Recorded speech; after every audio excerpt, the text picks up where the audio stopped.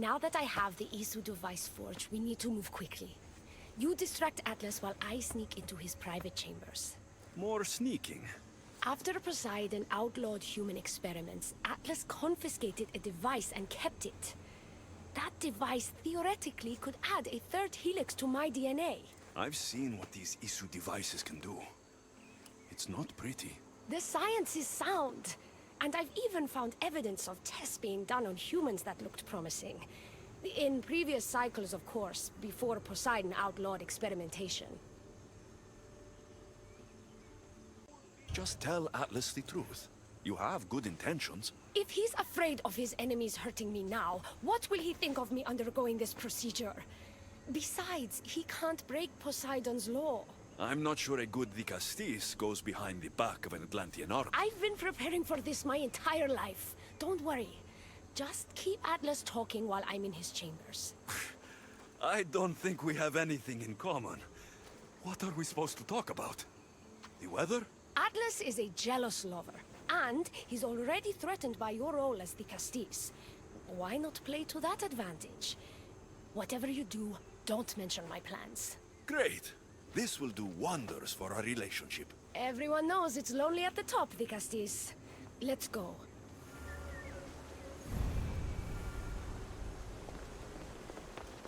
I've studied this science extensively. Once I impart Isu DNA into my body, I should be able to use the device without side effects. It's the should that worries me. Remember, whatever you do, don't reveal my political plans to Atlas.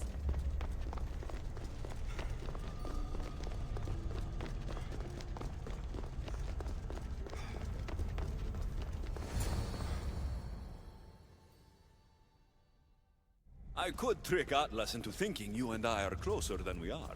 Are we not close? What's there to trick? You know what I mean. Yes. Making Atlas envious would certainly be a good distraction.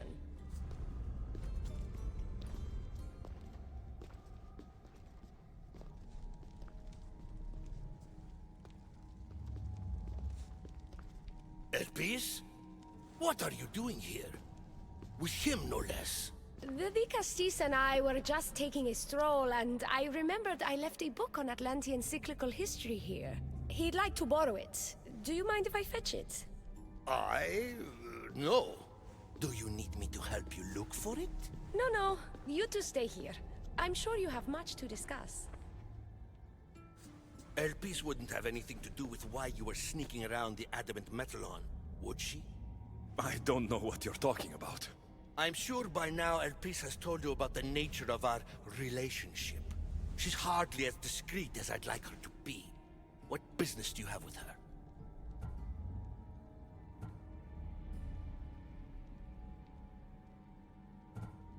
What? Is Elpis not allowed to have friends? Of course she can have friends. But I suspect there's more going on here. You have nothing to worry about, Atlas. I have no schemes against you. Maybe you don't play games, but Elpis lives for them. I can tell when she's up to something. Don't talk about Elpis that way. She's not manipulative. She's passionate. So you do care for her then? You don't talk about Elpis like you love her. And you're not speaking of her as if you're merely her casual acquaintance. The truth is, Elpis and I are in love. What?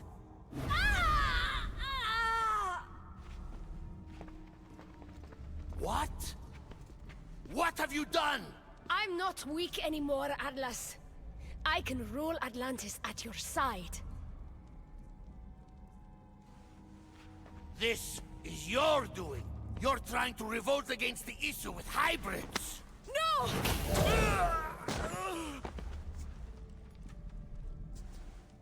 What did you do? I didn't mean to. He was going to kill you.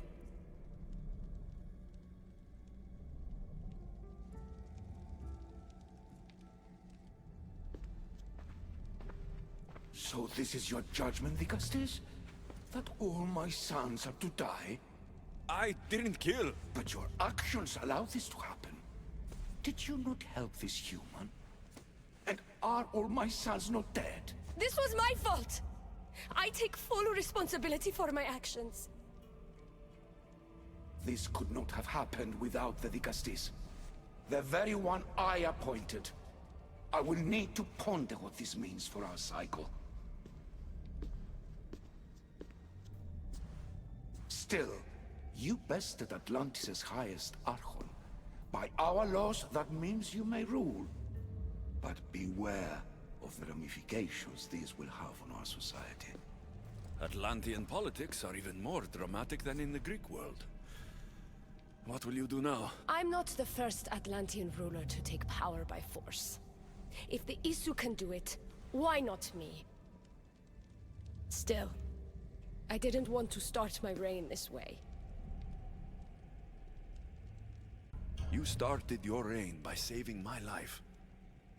Normally I do the saving.